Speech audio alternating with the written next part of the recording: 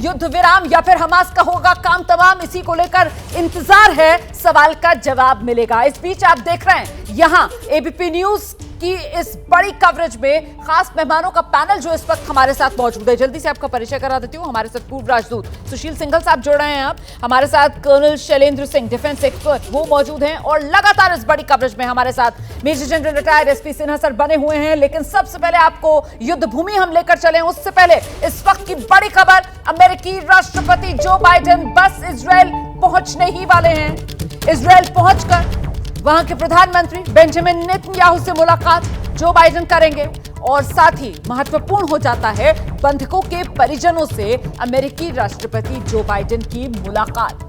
200 के करीब बंधक हमास के आतंकवादियों के कब्जे में और उन्हीं के परिजनों से अमेरिकी राष्ट्रपति जो बाइडेन की मुलाकात भी होनी है। इस बीच सीधे आपको लेकर चलते हैं तेल अवीव से, हमारे सहयोगी आशीष सिंह इस वक्त मौजूद है और जरा जानते हैं आशीष से किस तरीके के सुरक्षा के इंतजाम आप देख रहे हैं, कितना इंतजार और अमेरिकी राष्ट्रपति जो बाइडेन के पहुंचने में यहां इजराइल।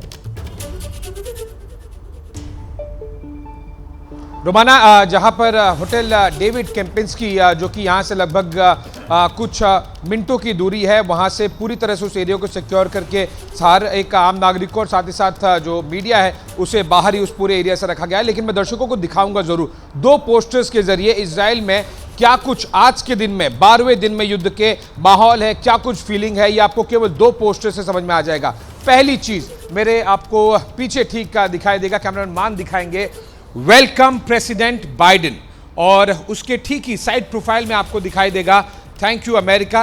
इजराइल और अमेरिका के झंडे के साथ में आभार व्यक्त किया जा रहा है कि किस तरह से यहाँ पर अमेरिका ने सपोर्ट किया है इजराइल को पिछले 11 दिनों से, और उसी को लेकर इजराइल की तरफ से काफ़ी ज़्यादा सपोर्ट किया जा रहा है। लेकिन दूसरा पोस्टर काफ़ी कुछ कहानी बयां करता है। मेरे बाईं तरफ कैमरामैन आपको पैन करके दिखाएंगे और इस पर लिखा है नेवर अगेन, और जैसे ही हम जूम जाएंगे आपको दिखाई देगा दर्शकों को कि जो इजरायली डिफेंस फोर्सेस हैं उन्होंने किस तरह से बंधक बना के रखा हुआ है, जो एक तरह से दर्शा रहा है कि फिलिस्तीन और साथ ही साथ जो हमास के स्पेसिफिकली जो कमांडर्स हैं, जो आतंकवादी हैं, किस तरह से उन्हें फंडिंग किया जाता है, उन सभी को यहाँ पर डिपिक्ट किया गया है कि उनको इजरायली फोर्सेस आज नहीं तो कल जरूर उनकी दबोच में आएंगे इजरायली डिफेंस फोर्सेस को, और इसी वजह से नेवर अगेन लिखा गया है कि जो कुछ हुआ 7 अक्टूबर को वो फिर से कभी नहीं होगा। लेकिन एक बात ध्यान रखिएगा कि आज के दिन अगर जो बाइडेन बेंजामिन नेतन्याहू आगे डिसाइसिव डायरेक्शन और डिसीजन दोनों नहीं लेते हैं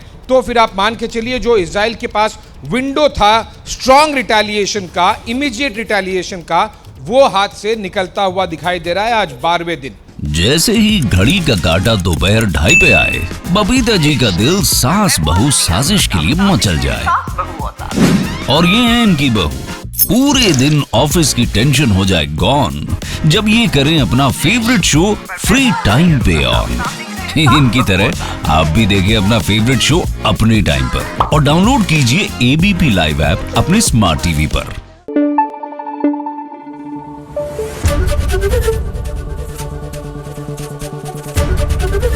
एबीपी न्यूज आपको रखे आगे।